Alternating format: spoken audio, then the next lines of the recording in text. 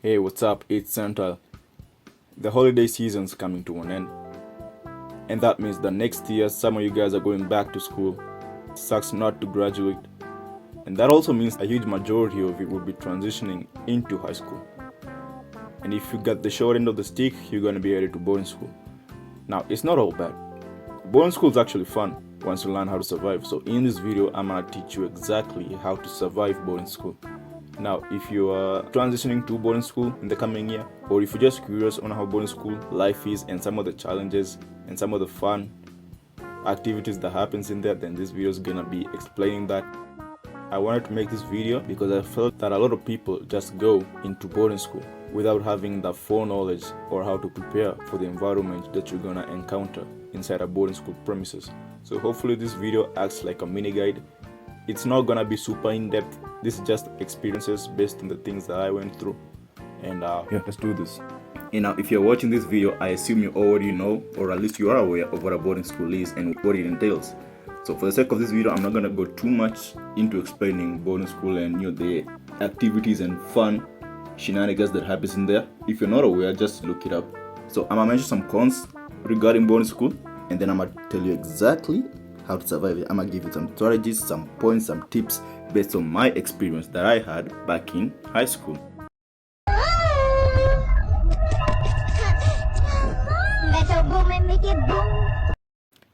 Starting us off, we have harassment. Now, I should note that harassment happens not just in a boarding school setting, but in any setting in general. You could be a victim of bullying or harassment in any setting. And the best way to deal with a bully is to simply ignore them. Because once you ignore the bully, then you don't give them the leeway for them to keep poking holes at you. Because here's the thing about bullies don't have a lot going for them, so they just harass other people in an attempt to feel better. But once you ignore them, you don't show them that you're interested in whatever shit they're trying to pull at you. It's kind of like a pimple or a zit. If you ignore the zit, then in time it'll just fade away. But once you start poking at it, once you start scratching it, then it leads to scarring. So when it comes to these bullies, just ignore them like the filthy pimple they are. That's the best way to deal with them. It works almost 90% of the time. But in a boarding school scenario, you are trapped with the guy dishing out the bullying. So you can't just ignore them because every working day they're there. So the best thing that I did to tackle this issue is that I simply got a school father. Now, who are school parents? School father, school mother, whatever you want to call them.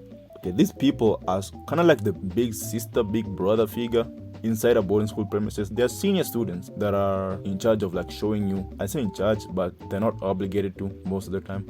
So they're in charge of showing you the ropes in school. They can even teach you how to make your bed, how to tie a tie, the simple things. Like I said, they're like a big brother, big sister type figure. Now, if you have these people, then nobody's gonna touch you.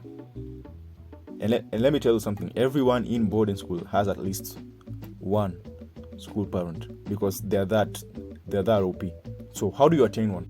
The easiest way to attain one is to simply do what I did, which is that you gotta wait until prep time. Then when it's preps, you relocate to another senior student's class. Look for the guy you want as a school father. You don't even need to like them. You don't even need to know them for real. Just pick someone you're comfortable with. After that, ask them to help you with an assignment. You can lie and say you didn't understand this concept, even though you did. Just lie, tell them, I didn't understand this, can you help me out with that? And they won't refuse.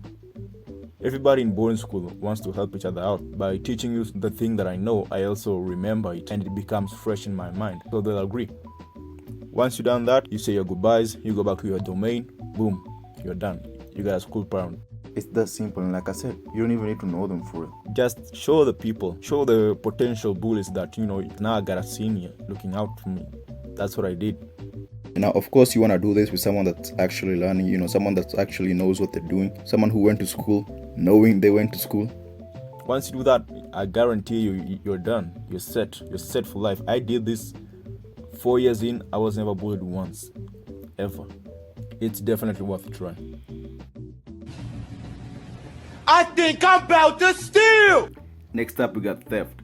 Now, depending on how high maintenance the school is, this issue might be non-existent. If your school is a private school, then you're gonna be experiencing little to no theft. If it's a public school, then this video is for you.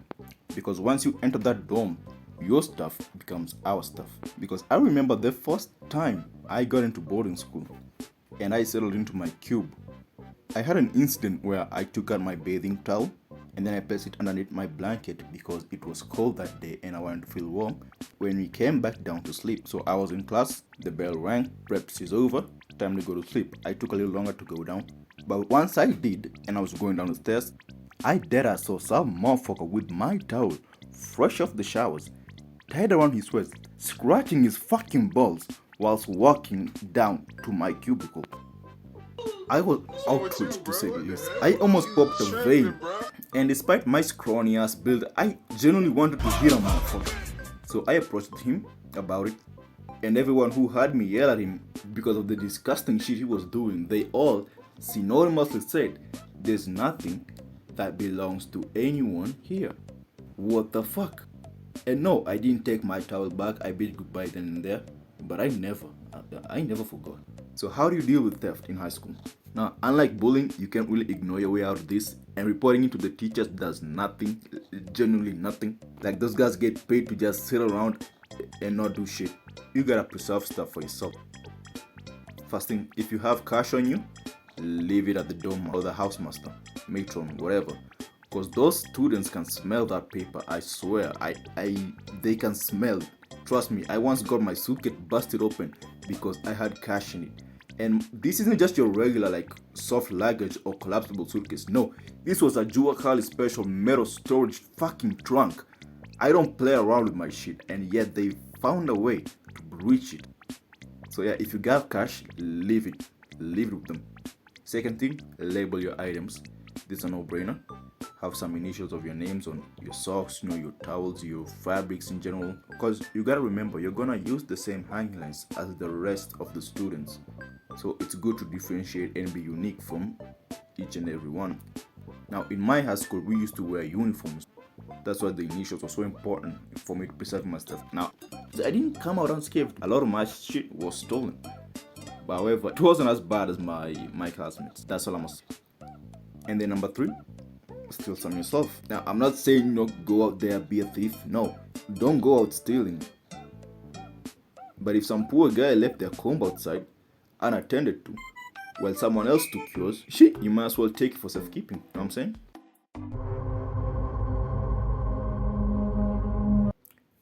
Third thing we have is stress and or burnout. Now you gotta remember, you spend 24 hours a day, every day, inside a school premises. Of course, it's gonna get to you at some point. You're gonna feel the pressure, you're gonna feel the stress, you're gonna feel the strain on your mind, and you're gonna burn out eventually. So how do you deal with this? Your friends deal with this. That's right, kinship. Your friends are gonna be your main pillar of strength and entertainment since you interact with these people every day of your life. Once you're inside that gulag, the only people that are gonna pick you up when you fall are your friends, and these are the same people that are gonna help you reduce your stress and anxiety. They're the same people that's gonna re-energize you when you feel burnt out, because the bonds that you form are some of the toughest ones that I have ever witnessed to this day, because it's almost like you have a sibling, a genuine blood sibling, because they're there with you 24 hours a day, every single day. You wake up, he's there, you sleep, they're there, and you're always gonna be up to something. So it's hard to feel stressed when your mates are out there cracking you up, cracking jokes, and overall having a good time. So that's how you deal with it.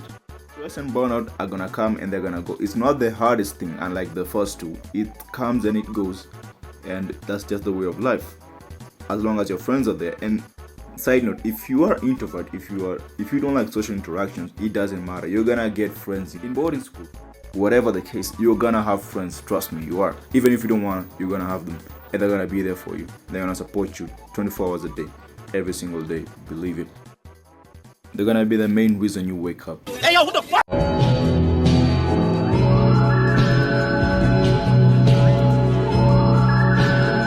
And next up we have homesickness, which is arguably the strongest one here. It doesn't matter who you are, where you're from, how you're built. Homesickness gets to you, and it gets to everyone inside our boarding school premises. So then how do I deal with this? It's not simple. I won't lie that it's simple, but it helps. It helps when you call back home. It helps when you talk to your friends about it. Talk to your friends about what you miss back home. Talk about the food you miss back home. Talk about the political and economic state of the world right now type shit. Talk about stuff that you miss back at home. It really helps. The other thing you gotta do is call home, but don't do it so often. Don't call home every day, because then you're taking away focus from what actually got you to boarding school, which is to study. Call home at least once a week. At the very least once a week. Don't overdo it. Third thing you gotta remember is that you're not alone in this. The same way you miss home, everyone else around you, everyone's in the school premises also misses home. So you're not alone. You look around you and you see other people doing their best to study, doing their thing. And you also need to remember that all these people who are giving it their best and, really putting in the work, they also miss home the same way I do. So I can't really sit here and complain that I miss home and not do something while others are, grinding and trying to make something out of the time they have here. So that also gives you a motivation to get your shit together and lock in. And the last is that you have to accept that you're no longer home. You gotta accept that you're in boarding, and you gotta accept that it's gonna be a while before you get out of these premises and go back home. Once you accept that you're no longer in school, then things become a lot easier. It becomes a lot easier to cope, and it becomes a lot easier to understand your predicament, because acceptance at the end of the day is the fifth stage of grief. So if you accept the fact you're no longer at home, then your time in boarding school is gonna be a lot smoother. Now this next one, I wanted to quickly rapid fire them because they are issues, but they're not that big of an issue, unlike the 4 that we discussed. So I might just mention them real quick. We have gossip. If you're the target of gossip in the school, and this is usually very prevalent in girls' school. So the way my cousin did this is that she just ignored all the gossip that was spewed about her, and she went through the entire days of her boarding school completely fine. Next, we got privacy. Now, privacy is not that big of an issue. Nobody's gonna wanna know the size of your pee-pee and come picking at you when you're trying to take a shit. No one's gonna come snooping through your stuff, checking to see if they can get some kind of dirt on you. Nobody is gonna do that thing. Everybody is generally just interested in their stuff. Nobody's interested in you. You're not that important. And there you go, how to survive boarding school. Now, I should say that I am not a professional academic advisor or anything. Alright, this video is not for educational purposes. This is just boarding school life from DO Central's experiences. But without being said, I really hope you enjoyed the video. And if you're a student, soon to enroll into a boarding school, I hope you found this video at least helpful in some regards. Now, if I left out anything, then it was probably because I didn't want the video to be too long. And there were some concepts that I just felt they were irrelevant. Concept like boarding school syndrome, which, is this even a thing really? However, if you feel that you got something way more important that I've left out and something that just needs to be heard, or if you just have boarding school experiences, you can drop your tips on how you survived. Let's help each other out, help the next video. Drop experiences down in the comments below. I'll try and read as many as I can, and if they all check out, I'll definitely do a part 2 follow-up of this video based on your experiences this time. Boarding school is a real fun place, at least today in juvie, and if I was given a second chance to do it all over again, I wouldn't.